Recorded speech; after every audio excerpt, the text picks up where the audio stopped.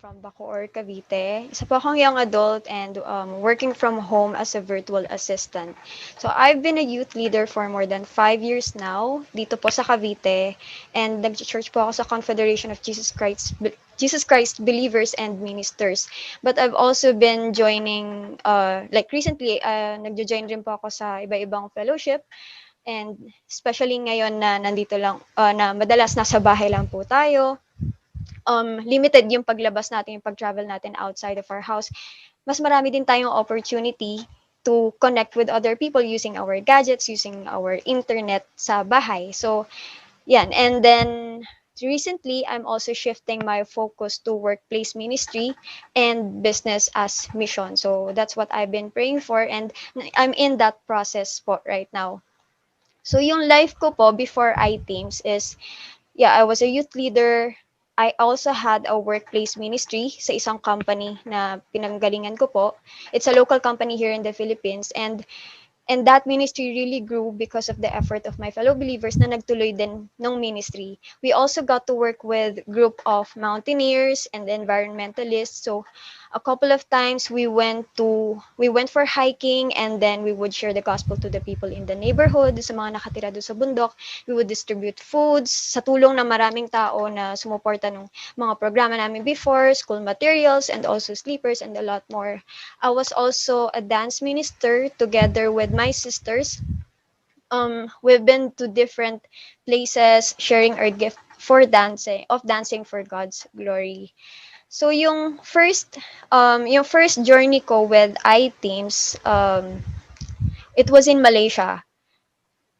iTeams held a mission conference where my sisters and I were also invited to dance. That was in November to December 2017. And then we were also able to visit Singapore for a side for it was a side trip, but then the whole experience was completely different. It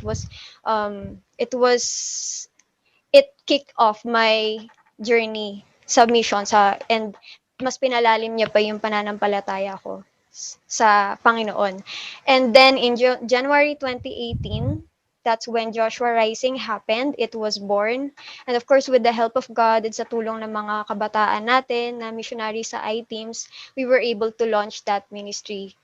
And yung purpose po ng group is to mobilize young people for global mission. And now I'm just very grateful that we have more volunteers who have the same heart, hindi lang dun sa pag-share ng Great Commission, but they're also very much willing to set a good example, help other young people to find their path, that discover their roles dun sa malaking plano ng Diyos sa atin.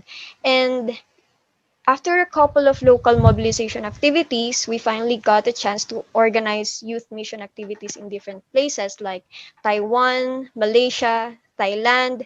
It's been a blessed journey, and I'm super grateful kasi hindi ako nag-iisa dun sa journey na yon. There were a lot of young people with me, sharing their efforts, sharing their love for the Word of God, sharing their care dun sa mga tao na totoong nangangailangan ng salita ng Diyos. And they have been with me in the journey, and they're still continuing in that journey. So, yan, I'm very grateful for that. And one of my favorite um, mission trips with International Teams Philippines was when I went to Malaysia and Brunei. So that time, I was a full-time minister, wala po akong work, and obviously I didn't really have any source of income other than God. So siya lang talaga yung source ko that time. So what happened is I registered for the Malaysia trip, and without looking at my wallet because alam ko na wala talaga. Then yeah, I wasn't really worried kasi if it's Pastor Gani and our staff and our fellow missionaries at iTeams, they help me have this mindset na, if it's God's will, it will happen. God will provide. God will always have ways for you. And hindi limited yung ways, yung paraan ng Diyos para pagpalain ka. Kung gusto niya, makakarating ka.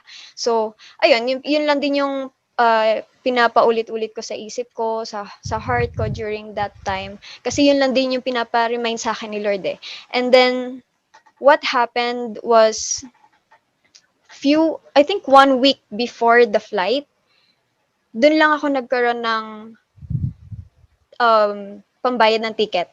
So, someone messaged me and then she asked me if meron na ba ako, if nakapag-book na ba ako, and then I said no, and then she said, okay, then I will pay for I will pay, you book your flight, you book your flight, and then I will pay for it. So, ayun, then after nun, ang next ko sa checklist ko is um, yung tax fee, and also the pocket money. So even the pocket money, I didn't have in my wallet. And then the day of the flight, actually a few hours na lang, 2 to 3 hours, nakikipag-communicate pa ako sa staff ng I-Teams na yeah, I still don't have this, I still don't have money, paano ako makakarating doon? And then, yeah, 2 to 3 hours before the flight, I was able to have money. God gave me that provision ng isang bagsakan, and He didn't really fail me. So, sa madaling salita po, nakarating ako sa Malaysia together with the mission team. And pagdating po doon, it was a one-of-a-kind experience. It was one of my favorite experience. I was able to see the love, care, effort, sacrifice ng mga fellow missionaries natin doon. Na nakita ko kung gaano na lang yung pagmamahal nila sa Diyos to stay in that place far from their family, to be able to share the word of God, just to be, para lang magawa nila yung pinapagawa sa kanila ng Panginoon dun sa lugar na yon. And hindi po marami yung gagawa nun. Hindi marami yung tao na mag-yes sa ganong sitwasyon. But then, sobrang saludo ako, sobrang bilib ako sa kung paano kumilos si Lord sa buhay nila ng mga missionaries natin. And they inspired me a lot. They encouraged me a lot to keep moving forward. Experiences like that, it kept me grounded, and it encouraged me to do more for the Lord kasi sobrang worth it. Kung sila hindi pinabayaan ni Lord, ganun din ako pagka nag-yes din ako kay Lord. And walang ibang mas magandang daan kundi dun sa daan na hinanda sa atin ng Panginoon.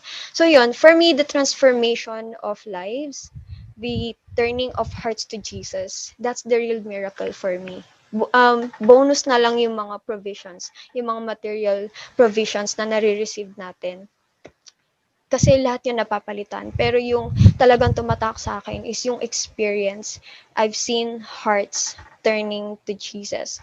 So, yun yung pinaka tumatak. Yun yung talagang pinaka-importante every time na I would go to different places. So, ayan, my challenge and my encouragement for my fellow believers, especially young people, young adult youths, and young adults, if you want to go far in your faith journey, we must grow deeper in our relationship with the Lord our God. Kasi kahit gaano kalayo yung gusto nating marating, kahit gaano kalayo yung lugar na gusto nating puntahan, kung yung lalim, kung doon tayo medyo nagkakaproblema, kung hindi yun yung unang pinaprioritize natin, then what will be the purpose of being out there, 'di ba? And we have that purpose. We have that purpose. It's just that we have to know our purpose. Maaring alam natin why we're going there, but then iba pa rin kapag namnam mo sa puso mo, namnam mo sa isipan mo, bakit ako nandito? Bakit ko ginagawa to? And it's all because of Him. In Psalm 63 verse 4, sabi dito, daily I will worship you passionately and with all your heart. Alam mo, kapag kamahal natin, kapag gano'n na lang yung pagmamahal natin sa Diyos, magmamanifest na lang yun sa lahat ng sinasabi natin, sa lahat ng ginagawa natin, sa lahat ng sinasabi natin, iniisip natin, magmamanifest na lang siya. Kasi yun yung nasa puso natin. Yun yung nasa loob natin eh. And out of the abundance of our heart, the mouth speaks, it will manifest in everything. It will flow in our daily lifestyle. So, pangalagaan po natin na yung personal na relasyon natin sa Diyos, yun yung unang mag-grow.